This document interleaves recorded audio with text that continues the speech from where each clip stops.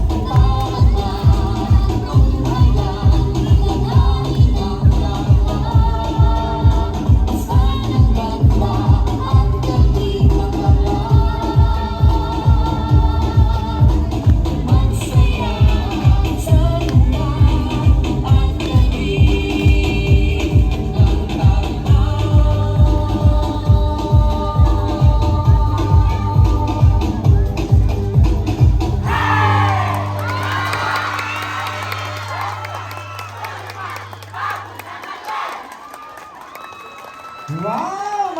Maraming salamat po, dancers from Barangay San Agustin!